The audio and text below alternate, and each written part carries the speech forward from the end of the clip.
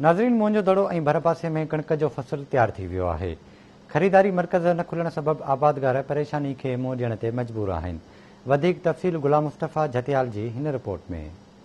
मोहन जो दड़ो जे भरपासे वारनि इलाइक़े जे ॻोठनि में कणक जो फसल पची तैयार थी मार्केट में अची वियो आहे, पर हिन वक़्त ताईं सरकारी ख़रीदारी मर्कज़ न खुली सघिया आहिनि। जॾहिं त ॻोठ ॿलड़े जी टाटड़ी सीअड़ सामटिया वकड़ो बगी मांडियूं काराणी बुटड़ा वरी वहणी ऐं ॿिनि हदनि ते कणक जो फसल तैयार थी वियो आहे ऐं वॾे पैमाने ते लाबारा हलंदा आहिनि। जॾहिं त आबादगार ऐं हारियुनि थ्रेशर हणाइण बि शुरू करे छॾिया आहिनि, पर सरकार पारां हिन वक़्त ताईं तालके ॾोकरीअ में हिक बि ख़रीदारी मर्कज़ न खोलियो वियो आहे। आबादगार ऐं हारी वापारी दुकानदारनि खे सस्ते अघ ते कणक विकिरो करण ते मजबूर आहिनि। ज़रिए दवाऊं आहिनि, भाण आहे, हर आहे, कारो भाण, अछो भाण, उन सां गॾु असां पाणी धाणी जेको ॾियूं था उनखे मिसाल उन जो बि ख़र्चो आहे। हाणे गवर्नमेंट अघु कयो आहे 1800 रुपया।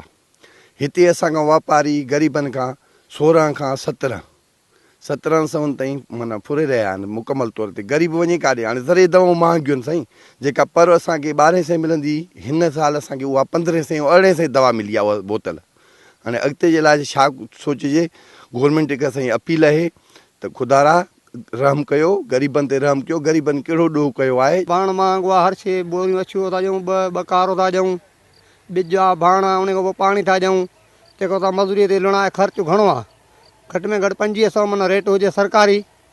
उन खां पोइ असां ग़रीब आवाम निकिरी वियो त असांखां पोइ माना जेको आहे सो कुझु बि असां 30,000 उन टाइम में ॾियनि था माण्हू।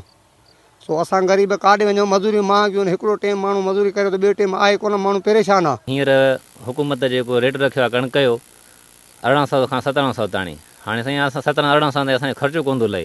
असां वटि एवरेज जेकी लहे थी हिते कणक 17 खां 20 मणनि ताणी छिके इन में असांजो ख़र्चु घणो थी थो वञे। 2 DAP था ॾियूं, यूरिया 2 बोरियूं था ॾियूं, उन में ॿियो टियों ख़र्चु आहे घणो।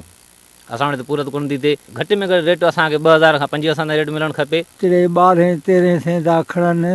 ॿिज भाण हर शयूं महांगा आहिनि।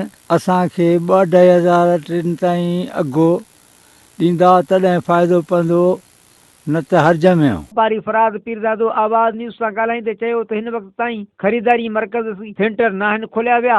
जॾहिं त वफ़ाक़ पारां कणक जो अघु 1700 खां 1800 ताईं मुक़ररु कयो वियो आहे, जंहिंमें हारियुनि खे असां रखत ते हर भाण जी रक़म लखे रुपया अॻुवाट ॾियूं था, पोइ हारी मजबूर थी असांखे कणक घटि अघ ते ॾियनि था। असांजी त करोड़ खां मथे सीड़प आहे हिते। जेके बि हारी ज़मीनदार आहिनि उन्हनि खे भाण बिज दवाऊं ॾींदा आहियूं सॼी सीज़न में। पोइ फसल उन्हनि जो जेको लहंदो आहे पोइ फसल असां उन्हनि जो खणंदा आहियूं। पर हींअर त जेका असां सम्झ में ॻाल्हि अची अचे त कीअं फसल खणजनि।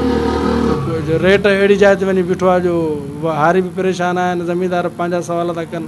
असां वापारी पंहिंजनि परेशानियुनि में करोड़ रुपया इन्वेस्ट कयूं था 6 महीननि जी, उन खां पोइ बि को बि उनजो बेनिफिट कोन थो पियो अचे। कैमरामैन इब्राहिम बियण सां गॾु रिपोर्ट गुलाम मुस्तफ़ा झतियाल, आवाज़ न्यूज़, मोहन जो दड़ो।